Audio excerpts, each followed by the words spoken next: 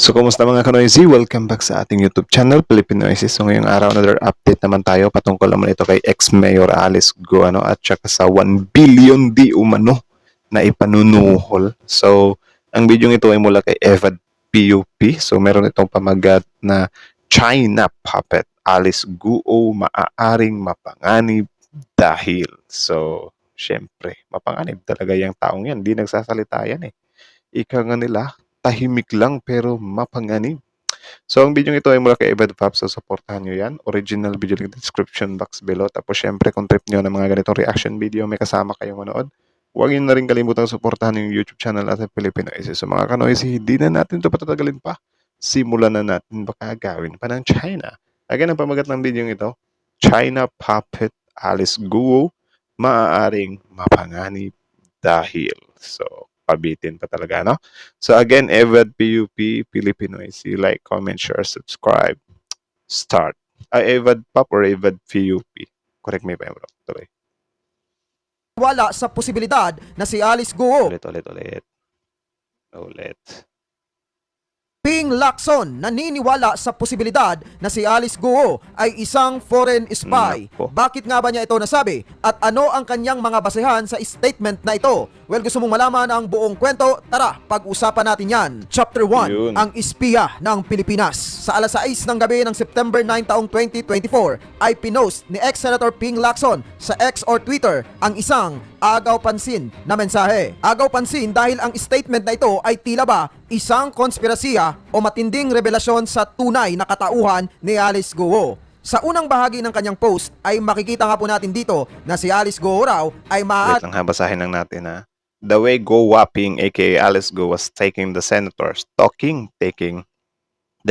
for a ride during the hearing, she could be trained and smart foreign spy who had already started to climb the ladder of the country's political structure as an elected municipal mayor. Isa din talaga to sa isa din talaga to sa tawag dyan, isa to sa medyo nakakatakot talaga kasi syempre kung foreign or well-trained smart spy siya, di talaga magsasalita yan. Especially like that na pasasalitain mo yan sa harap mismo ng camera. Of course, hindi magsasalita yan. I think ito yung na-miss ng or I don't know, sorry. Parang dito nagka-problema yung mga tao dyan sa Senado kasi yun nga, parang nag-request si Alice Go, di ba, na sir, pwede ba hindi ko na lang dito sabihin sa public? Pwede ba na hindi natin i-discuss dito sa public? So, dun pa lang, malinaw yun na baka gusto ni Alice Go, makipag-usap siya, ikanta niya lahat, pero walang camera. Diba? Nang sa ganun, ma-actionan agad ba? For example, sige sir, usap tayo ng walang camera. Ngayon, kapag nag-uusap na sila ng walang camera, o ito, pangalan si Tabyeng, si Poncio Pilato. Ngayon, hahanapin si Poncio Pilato ng sikreto. Diba? Kasi kapag ikanta mo yan sa, sa publiko, wala na, makakasibat na yan. Eh di si Alice Go, baka nga ganyanin agad si Alice Go eh. Mas mabuti bilisan nila na pakantahin. Kung yung request ni Alice Go na hindi siya kakanta sa publiko, wag na nilang pilitin kasi baka especially like that kung trained and smart talaga siya, hindi talaga kakanta yan sa sa publiko kahit putulan mo siguro ng daliri yan, baka hindi pa rin kakanta yan. 'Di ba? Sana na lang talaga, one-on-one talk, no camera, mga ganyan ba. Suggestion lang naman yun. Tuloy. isang trained and smart foreign spy. At ito pa po ang matinding revelasyon ni Ping Lacson. Sa isang latest interview ni Kabayan Noli de Castro sa kanya, ay mayroon siyang ibinunyag na isang bigating negosyante na di umano inalok ni Alice Guo ng 1 billion pesos para siya ay tulungan. Sabi. Imagine mga kababayan 1 billion pesos. Napakalaking pera nito. Ngayon, sino ba itong inalok ni Alice Guo? Bago po natin simulan ang usaping ito, hinihiling ko po na i-like nyo na ang naturang video dahil isa po yung napakalaking tulong para sa aming mga content creator. Like nyo na guys, subscribe. So yun, kita nyo naman yun, di ba? 1 billion sa PAL. Tapos kung kung sino yung nagtawag dyan, nag-ano ng 1 billion, baka yun na yung mga samkain, mga mastermind. Di ba? Or I don't know if rekta talaga ni Alice Go yun, or baka yung mga mastermind na yun, or baka yung mga kasangkot yun sa Pogo na parang nag-aambagan sila. Uy, kailangan nating suhulan to, kung hindi kulong tayong lahat, mga gano'n ba. So yung 1 billion, di biro yun, sobrang laking pera nun.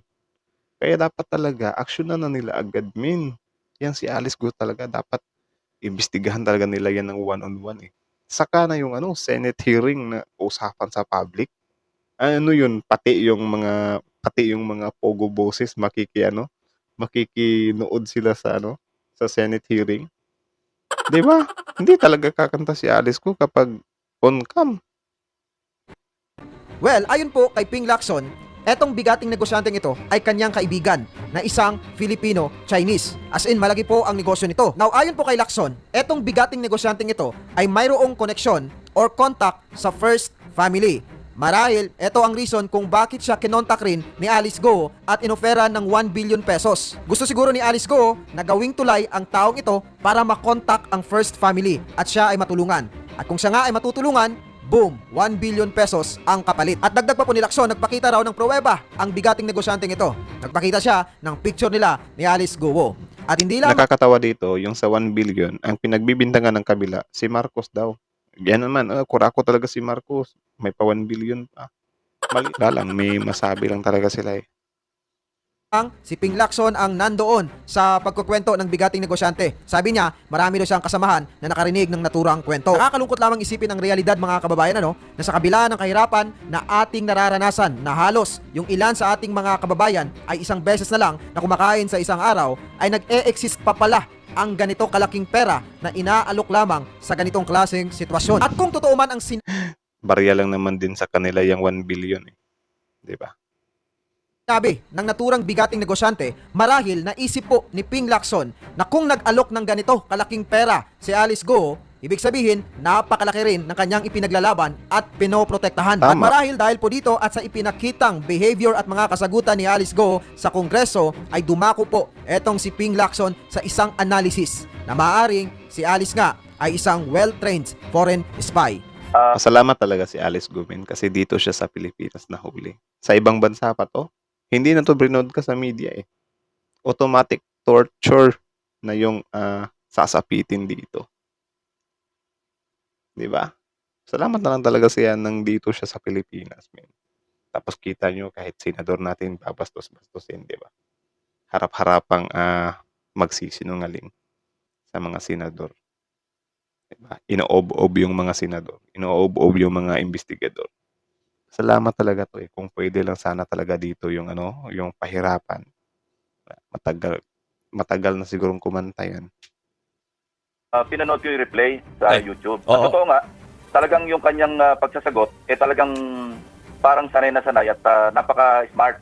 At kung siya ay isang foreign spy, Oo. medyo delikado yung ating national security. Kasi alam mo naman na kabayan, di ba, pagka nasa Naging mayor. Kongreso Kung na- babasahin nga po natin ang first part ng kanyang post, sabi niya, the way Go Wang Ping aka Alice Go was taking the senators for a ride during the hearing, she could be a trained and smart foreign spy who had already started to climb the ladder of the country's political structure as an elected municipal mayor.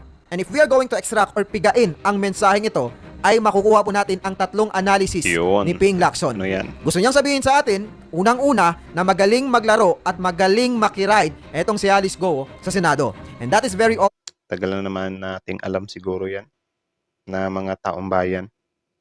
'Di ba? Kahit tayo nga, naiinis na nga tayo sa Senado, eh.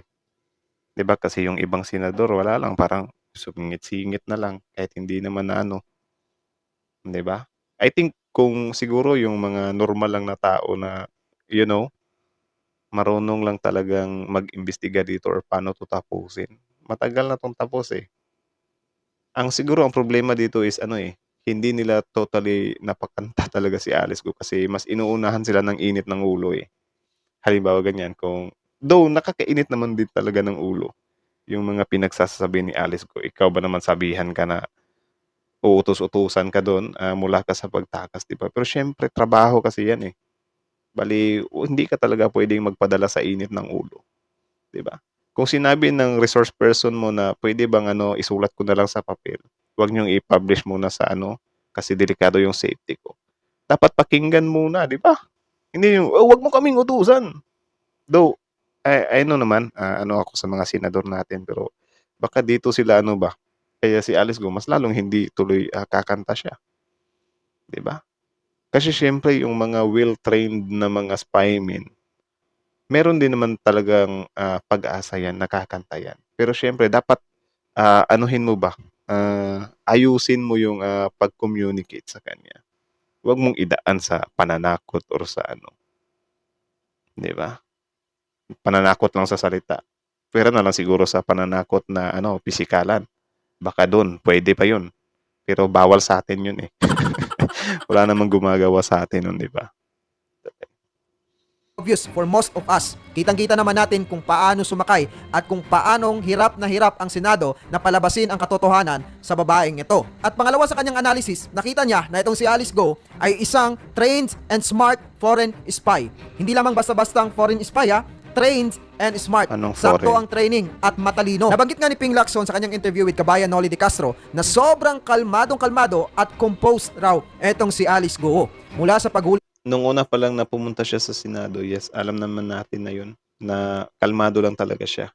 At siya yung pinakamaingat, ha? Pinakamaingat. Biruin mo guys, yung karamihan sa tanong niya nung una siyang pumunta diyan sa Senado, wala siyang maalala. 'Di ba? Pinakamaingat talaga. sa kanya hanggang sa Senado. At sang-ayon naman ako sa sinabing ito ni Ping Lacson dahil kung ordinaryong tao lamang itong si Alice Go, siguradong nung siya ay hinuli, nagpakita na ito ng senyales ng kaba. Pero wala eh. Nakita natin na sobrang napakakalmado lamang. Tumatawa pa nga at sa pangatlong analysis, makikita po natin dyan ang pagkabahala ni Ping Lacson. Okay. Siya ay nababahala dahil nakapasok at unti-unti nang umaakyat si Alice Go sa politika. At dahil po dyan, kinall out ni Ping Lacson ang NBI at sinabihang laliman pa nila ang investigasyon. At hindi lamang yan, nais rin niya na i-consider or i-label etong si Alice Go sa EEI or Essential Elements of Information. At eto pa nga po ang nakakabahalang sinabi ni Ping Lacson sa interview with Kabayan Noli de Castro. Sabi niya, laliman pa, baka mamaya ay napasukan na nga tayo. Chapter 2. Kayo ba guys, do you think ba, nag-iisa lang ba si Alice Go or marami sila dito? Na mga may kapangyarihan ha? I mean, kapangyarihan na yun nga. Si Alice Go, mayor na siya ng Bamban. Hawak niya yung malaking pogo dyan sa Bamban, di ba? Do you think may mga kaparehas pa kaya to? Or nag-iisa lang siya? Comment kayo sa baba yung mga opinion niyo. Ang panganib. Nabanggit nga ni Lacson sa naturang interview na maaaring posible ang magkaroon ng espiya ang China dito sa Pilipinas. Dahil alam naman natin na mayroong interes ang China sa ating bansa, partikular ang kanilang interes sa West Philippine Sea. Maaaring mangyari raw sa ating bansa ang ilang mga real spy story. At dito na nga niya nabanggit ang kwento ni Eli Cohen. Ang taong ito ay isa sa mga pinaka magaling na spy sa kasaysayan. Siya ay pinanganak na Egyptian at kalaunan kinuha ng Israel bilang spy at ipinadala po sa Syria noong taong 1961 to 1965. At ayon po sa Britannica, nangyari sa kanyang panahon ang pinaka-daring and productive intelligence gathering operation sa kasaysayan ng Israel. Bagamat siya ay pinanganak sa Egypt, ang kanyang mga magulang naman ay mga Jewish. Kaya pagsapit ng taong 1955, siya ay pumunta sa Israel para mag-aral bilang isang espiya. At natapos nga niya ang pag-aaral na yon. Pero hindi agad-agad na kinuha siya ng Israel bilang isang spy. Lumipas pa ang mga taon. Kaya nagtrabaho muna siya bilang isang accountant at translator. At pagsapit ng taong 1960, siya ay opisyal na na-recruit bilang spy ng Israel. At ang kanyang Ang malakas na mag-spy naman dito sa buong mundo, I think China eh. 'Di ba? Kasi meron akong nabalitaan, pati sa Amerika, inispiyahan na nila yan. Yun nga lang pumalpak. Tapos ngayon dito sa Pilipinas, nabuko. Ewan ko kung saan pang mga bansa sila nag-i-spy. I think kalat na kalat talaga sila, men. naging misyon noon ay ang mag-spy sa Syria. Pero hindi agad-agad na pinadala ng Israel ito sa Syria, kundi siya ay pinadala sa Argentina. At doon sa Argentina, nagpakilala siya sa mga tao na isang Syrian businessman Grabe, sa no? pamamagitan ng isang alias. So nagpanggap siyang sobrang napakayamang tao kasi nga isa siyang businessman. Kaya marami po siyang naging kaibigan sa Argentina. At hindi lamang mga taga-Argentina, kundi maging ang mga taga-Syria na nasa Argentina ay na-attract niya at naging mga kaibigan. Grabe. Dahil dito, siya po ay nagkaroon ng koneksyon. Dahil yung kanyang mga naging kaibigan na Syrian ay hindi po basta-bastang mga tao. Ito rin po ay mga negosyante. At ang mga taong ito ay mayroong koneksyon sa Syrian government. Mayroon silang koneksyon sa militar. At pagsapit ng taong 1962, napunta na nga etong si Eli sa Damascus sa Syria. At dito na niya sinimulan ang kanyang pangangalap o pangunguha ng impormasyon. At para makakuha po siya ng impormasyon sa Syrian government, Tawa lang ako. Paano na lang kaya kung si Eli Cohen yung ginawang espiya dito sa Pilipinas? Mas lalong mahihirapan tayo. Grabe. ay mayroon siyang ginawa. Ang ginawa niya, ini-invite niya sa kanyang party ang mga opisyal sa gobyerno, ang mga leader sa militar, at Grabe, ilang no? mga kaibigang businessman na malalaking tao talaga. At talagang hindi basta-basta ang kanyang ginawang party. Ginastusan niya po talaga. Nagpabaha siya ng alak as in unlimited. At meron pang mga babae. Pagkatapos Parang ano lang din ito. Same ito kay Alice Go, ano? Na para makuha niya ang simpatya ng mga tao sa Bamban. Siyempre, as a mayor, obligasyon mong tulungan din yung mga tao mo sa lugar nyo. Tapos, siyempre, si Alice Go, nagpapalabas din siya ng sarili niyang pera para tulungan yung mga taong yan. Kaya hindi na tayo magdududa na, grabe kahit na sinabi na sa mga balita na baka Chinese spy siya, wala, mahal pa rin talaga siya ng taga-Bamban. Natulungan sila 'di ba? So, parang ano siya parang mind condition ba yung tawag diyan? Parang ganyan ba, 'di ba? Na ito din si Eli parang ginastusan niya para makuha niya din yung loob ng mga taong 'yan. Mas lalong magiging successful yung mission niya, 'di ba? Kung malapit na sa kanya yung mga tao. noon, magkukunwari po siyang lasing. Mhm. At habang siya ay nagkukunwaring lasing, pinapakinggan niya yung usapan ng mga opisyal sa gobyerno at ng ilang mga military Parang personnel. movie lang. At dahil doon, nakakakuha po siya ng mga impormasyon. At ang mga impormasyong iyon ay ipinapadala niya sa Israel. At bukod sa strategy na yan, ay meron din po siyang bait-baitan strategy.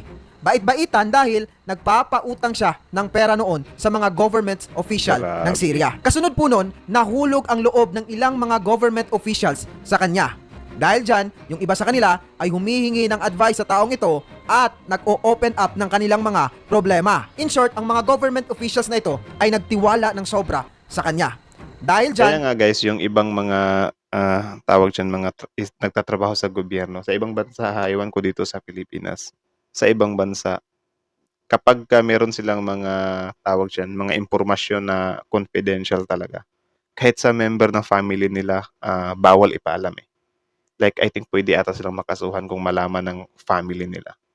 Dito sa atin, kapag asawa, mga ganyan, or mga anak, mga ano ba, mga auntie mo, mga cousin, mga ganyan, wala. Kinakanta mo yung yung trabaho mo Ewan ko kung bakit ganon. pati yung sekreto ng gobyerno at pati yung plano ng gobyerno ay ino-open up na nila sa kanya. Pero walang kamalay-malay ang mga government officials na ito na yung kanilang sinasabi at ino-open up ay ipinapadala na pala sa Israel. Well anyway, to make the story short, nahuli pa rin ang taong ito ng Syrian government. Pero bago nila ito nahuli ay sobrang dami ng Na-leak. impormasyon na naipasa from Syrian government to Yun Israel. lang. Ito po yung kwento na kinukumpara ngayon ni Ping Lacson kay Alice Guo. Kung makikita po natin dito, halos parehas ang kanilang karakter. Si Eli Cohen ay nagpanggap na isang businessman na napakayamang tao. Etong si Alice Go, nakikita naman natin at narinig natin sa Senate hearing na sobrang yaman niya dahil sa kanyang mga negosyo di umano. At dito na nga po Sa natin Pogo. 'Di ba? I think yan yung pinaka-function ni Alice Go yung Pogo. 'Di ba? As a spy kasi syempre nagbibigay din naman siya ng impormasyon kasi may nabalitaan nga tayo 'di ba na yung Pogo nila nag-aano din sila ng mga hacking. So nangha-hack sila, nang-i-scam sila. May mga torturing pa nga 'di ba? So consider din yun as a spy pa rin talaga. ipapasok ang second part ng Twitter post ni Ping Lacson. Sabi niya, in the realm of possibilities, she could be a member of Congress who has access to highly Tama. classified information with national security implications. Sa interview with Kabayan, diniscuss ni Ping Lacson ng mas malalim ang statement na ito. Sabi niya, kapag ang isang tao naging congressman ng Pilipinas, ay mayroon na itong access sa mga classified information ng bansa. Sa statement na ito, makikita nga po natin na nababahala itong si Ping Lacson, na itong si Alice Go from mayor ay maging isang congresswoman. At Simula nung narinig ko itong mga sinabi ni Evad Pap, kung titingnan ko yung larawan na ni Alice Go, parang sobrang creepy niya na no? Parang nakakatakot na siya, men. Parang kikilabutan ka kapag titingnan mo 'Di ba? Chinese na Chinese din talaga yung mukha niya Eh, paano ba naman itong mga nagtatrabaho din sa atin sa gobyerno, mga mukha din pera, eh, ang sarap paghahambalusin. Biruin mo ginawang Filipino citizen, 'di ba naman mga looker-looker. Pag siya nga ay naging congresswoman na, magkakaroon na siya ng access sa mga classified information ng ating bansa. Mm. At kung mangyayari yon, at kung siya ay isang spy, sobrang delikado po yon sa ating seguridad. Tama. At dagdag pa po ni Ping Lacson, hindi malabo na maging isang congresswoman etong si Alice Go dahil she is performing well as a mayor. Yun lang. Nagustuhan rin siya ng kanyang mga kababayan. At ang isa sa kinakatakutan po ni Ping Lacson, baka maya-maya ay madismiss lang ang kaso ni Alice Go dahil I think malabo nang madismiss ang kaso ni Alice Guomin. Malabo na 'to. Kasi kapag madismiss 'to, wala na, taong bayan na yung kalaban. Puwera na lang siguro kung halimbawa, yung nangyari kay Senyor Aguila na after niyang malagay diyan sa Senado, wala na tayong balita. Same lang din dito kay Alice Go na baka lang 'to na baka after ng mga hearing na 'yan, kunyari ikulong na siya, wala na tayong balita, anong paki natin?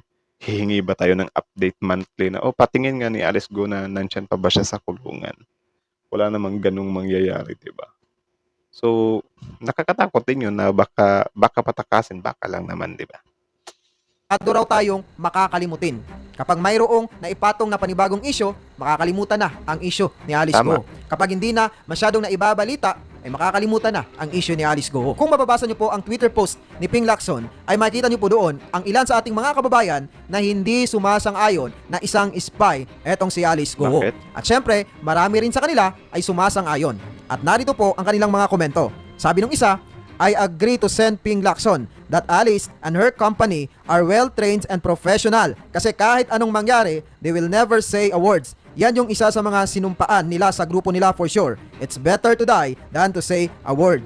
Sabi Yan naman lang din. Yan lang din yung nakakatakot kung aabot pa dyan. So, kapag ganyan, it's better to die than to say a word. Ang effective na gagawin dyan, pahirapan. Physical. 'Di ba? Gaya ng ibang bansa. Pero yun nga, bawal naman nating gawin yan dito sa Pilipinas. So, I think wala nang ibang solusyon dyan.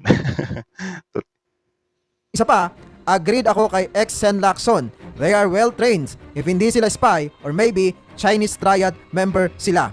Wow, grabe yung kanilang mga konspirasya mga kababayan. Pero kung kayo po ang tatanungin, naniniwala po ba kayong isang spy si Alice Go? Please comment your opinion below. At So, yun lang naman mga kanoise. So, again, ang video yun ay mula kay Ebad Pop. Panoorin nyo yung videos niya, guys. Original video lang in the description box below. Panoorin nyo yung full video. Link nandyan sa baba. No? Tapos, isubscribe nyo rin yan, Ebad Pop. Tapos, syempre, bago nyo iwan yung channel natin, huwag nyo na rin kalimutang mag-like, mag-comment, mag-share, at So, yun. Malinaw na malinaw. Malinaw na malinaw yun. Klarong-klaro yun. Sa usaping 1 billion, kung ganun kalaki ang nailalabas nilang pera, can you imagine that gaano kalaki? Gaano kalaki yung tawag dyan? Gaano kalaki yung organisasyon na ito? I think yung 1 billion kasi ni Alice Gumin na ngayon niya lang ini-offer, malabo na talaga yun. Malabo na yun kasi nag-leak na siya sa buong mundo or sa buong Pilipinas, buong bansa, di ba? Alam na ng karamihang tao yung kaso niya. So, malabo na talaga yung mga suhol-suhol. Pero nakakatakot to delikado to. If ever na bago pa man naidala si Alice Go dyan sa Senado, bago pa siya pinag-usapan ng buong bansa, tapos may pangsuhol siya na 1 billion, for sure, tahimik na to. 'Di ba? Wala na, hindi mauungkat to. 1 billion yan eh. May tatanggap at may kakagat dyan. Panigurado. Yung mga buhaya pa natin sa gobyerno, 1 billion na yan eh. 'Di ba? Inano nga nila yung yung mga PSA, pinalusot nga nila eh. Yung sa immigration, nakalusot nga yung iba eh. 'Di ba? Alam naman natin dito, hindi na tayo para sa maglokohan pa tayo dito. Karamihan sa mga natin dito, mga nagtatrabaho sa gobyerno, mga buhaya talaga. Kasi wala namang mangyayaring kalokohan sa mga mga ahensya ng gobyerno kung walang buhaya, 'di ba? 'Di ba? May mga pa-fixers pa nga eh. 'Di ba? Nakakainis lang. Lumalaban ka ng patas, pumupunta ka ng maaga dyan sa mga establishmento ng gobyerno natin. Tapos mauunahan, sisingitan ka lang ng mga nagpa-fixer. 'di ba? So, yun sa usapin naman na si Alice Go, what if Chinese spy siya? For me, naniniwala din talaga ako men, or I think opinion ko lang naman na Chinese spy talaga siya. Kasi yun nga, yung hindi niya pagkanta diyan sa Senado is sobrang ano talaga. So, ano ba talaga yung dapat gawin dito? Ha? Gayahin na lang natin yung ibang bansa. Para lang mapakanta. Kasi yun nga, mas nakakatakot siya men if ever na malaya pa rin yung mga big bosses ng mga pogong yan. Kasi if ever malaya pa yan, wala. Uulit at uulit lang din tayo sa ganitong mga pangyayari. May bagong lalabas pa rin na Alice Go. Mag-ooperate, 'di ba?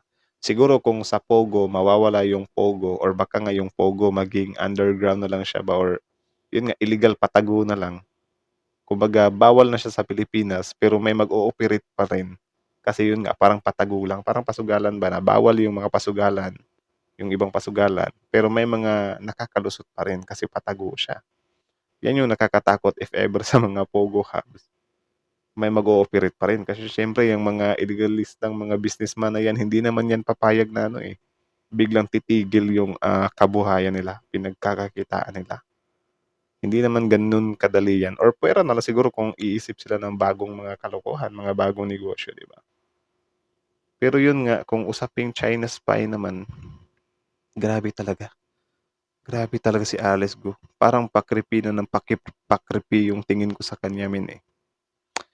Ay naku, Mayor Alice Go, ano kaya yung ex-mayor pala. So yeah, that's it na lang muna guys. Kayo, ano masasabi nyo dito? Comment down below, tapos yun pag-usapan natin yan sa comment section. So again, thank you so much for watching. Filipino YC is out. Like, comment, share, subscribe.